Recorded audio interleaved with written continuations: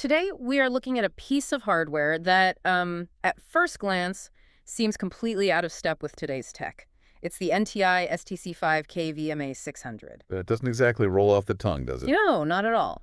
But here's the hook. It's a KVM extender SO, keyboard, video, mouse signals, but it uses VGA for video and PS2 ports. We're talking, seriously, legacy connectors. From what, the 90s? Exactly, and yet this device retails for around $685. Which is absurd. I mean, if you're just thinking about what a normal cable costs. Right. So the mission for this deep dive is to figure out that gap. Why does a box connecting obsolete tech command such a premium price? And who is even buying this? Okay, to get it, you have to sort of ignore the word obsolete and look at the actual infrastructure. Go on. Imagine a factory floor or a secure server room, maybe a government facility.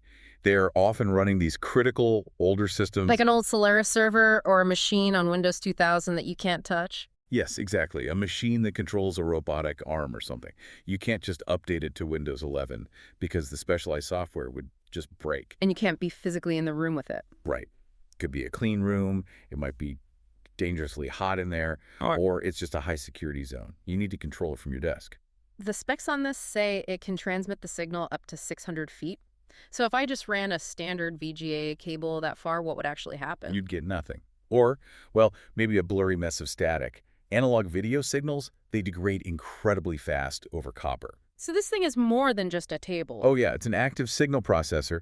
It takes that analog VGA in the PS2 commands, converts them to run over standard CT5 or CT6 network cabling. The cheap Ethernet cable that's everywhere. The very same. And then it reconstructs it perfectly at the other end. That reconstruction sounds like the tricky part, though. The notes mention an automatic video quality adjustment. Then that's where your money is going. Over 600 feet of cable, different frequencies in the signal arrive at slightly different times. Which causes fuzziness. Color separation, ghosting, all of it. This unit actually senses the cable length and electronically compensates for all that signal loss. NTI claims it supports resolutions up to 1920 by 1440. Which is incredibly high for an analog signal. It is. It's practically indistinguishable from being plugged in directly.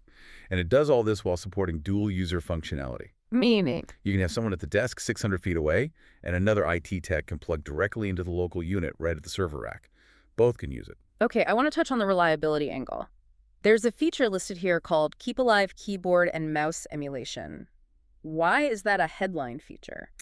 This is probably the most critical insight for this device. Yeah. If you unplug a keyboard from a modern USB computer, well, nothing really happens. Right, you just plug it back in. But on these older legacy systems that use PS2 ports, the operating system physically checks for the keyboard during the boot up sequence. And if it doesn't find one? You get that classic error, keyboard error, press F1 to continue, and the whole boot process just stops, cold. So if you have a power outage, and your server reboots, but the KVM isn't switched to it. Your critical factory server fails to start. It's a huge point of failure. So this box essentially lies to the computer. That's a good way to put it. Yeah, it emulates the presence of the mouse and keyboard 100% of the time. The server always thinks a human is attached. Which guarantees it boots flawlessly. Every single time. It even supports really niche stuff, like an old IBM scroll point mouse or some specific trackball from 1998. It's literally keeping the ghosts of infrastructure past alive. And looking at the specs, this is clearly enterprise grade. It's TAA compliant. Which means it's cleared for U.S. government procurement. And it has built-in surge protection. It's an insurance policy. You are not paying $685 for a VGA port. You're paying for the guarantee that a critical, unupgradable system can be controlled from 2 football fields away without a single pixel of interference or a boot error.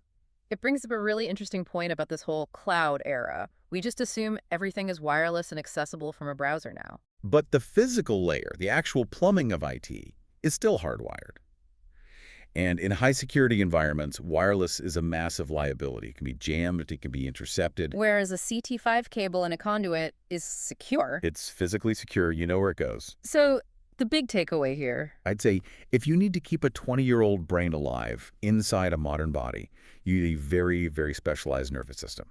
That's what this box is. It really makes you rethink the value of legacy. We're always chasing the next upgrade, but sometimes the most valuable tech is the stuff that simply refuses to die. Thanks for listening to this deep dive.